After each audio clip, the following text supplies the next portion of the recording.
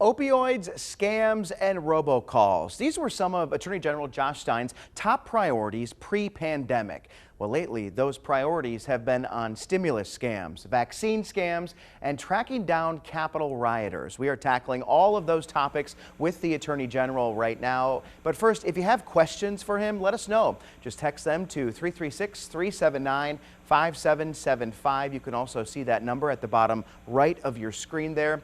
You might be tempted to call this number, but don't do it. You're just wasting your time. You've got to send a text message with your question. All right, Attorney General, let's start with tracking down Capitol rioters. Sounds like you all have a tall task on your hands. Yes, Chad, pleasure to be with you.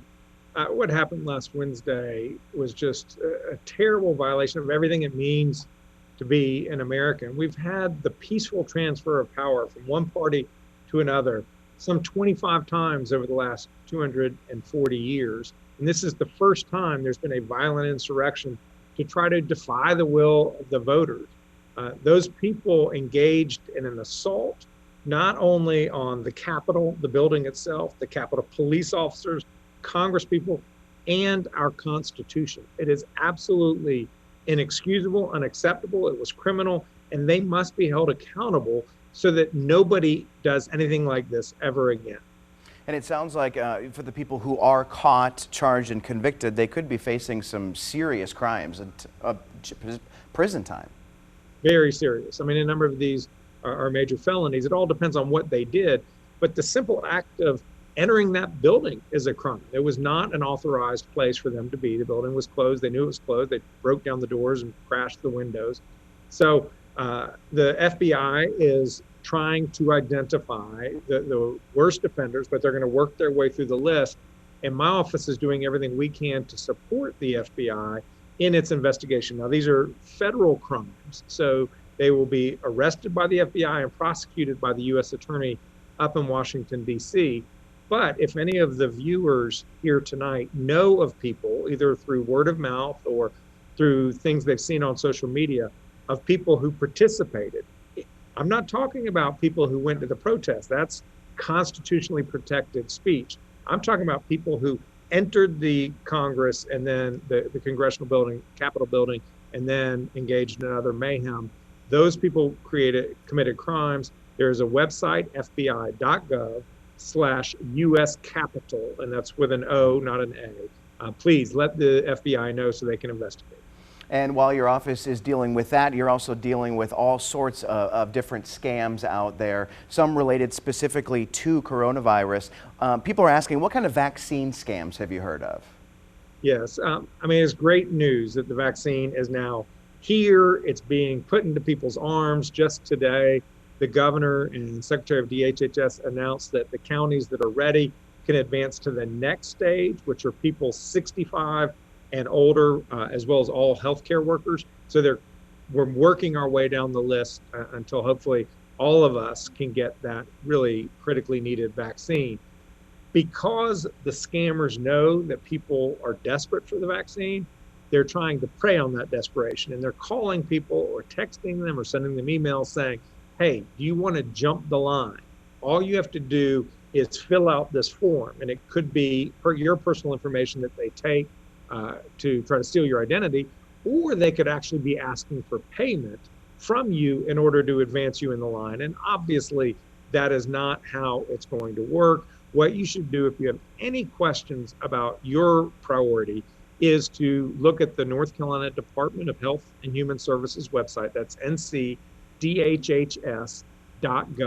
There's where you get the real information. Do not listen to the scammers trying to steal your money or your information. Some people have been asking us about spoofed numbers. You know, it can be easy for a criminal to spoof the health department's phone number. Is there anything, someone's asking, is there anything that the AG's office is doing or can do to stop people from spoofing numbers? It is such an aggravation, but worse, it's used for fraud. And yes, we're doing everything we can. I negotiated a series of anti-robocall principles with the major telephone companies a little while ago, which they have adopted and are in the process of implementing. And when there's a technology called Stir Shaken, When that technology is fully deployed among all telephone companies, what it does is it puts a unique identifier on every phone call so that a number cannot be spoofed. It's a technological solution to foil that problem. And we hope that in 2021, 2022, we will start to see a dramatic reduction in these incredibly annoying robocalls. Someone said they've taken 3 calls about someone trying to get them to buy an at-home COVID test. Is this real or is this a scam? It's a scam, and it's very similar to the vaccine. We saw it a lot, particularly at the beginning, talking about miracle cures. Then once the testing started to happen, there's just like what you described. You can get an at-home test. There are some at-home tests, but the ones who are contacting you are those who are trying to steal your money. One of the other questions we're getting a lot right now is about stimulus. And I imagine that there are people out there who are trying to scam people out of their stimulus money. Have you heard of that? Absolutely. And here's the deal. Most people, the vast majority of people, will get that money deposited directly into your account from the IRS. There are some other people where for whom the IRS is going to actually send a debit card or a check. Here's what the IRS will not do, or a bank will not do, is call you and ask you for your bank account information because they don't need it. They already have it.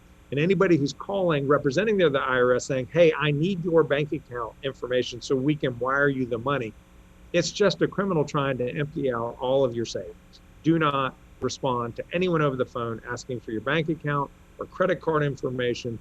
They are criminals misrepresenting who they are. And I think, we can't say this enough because we get calls into 2 Wants to Know all the time. The IRS will never call you. There aren't enough of them to call people working with calls. They do everything through the mail.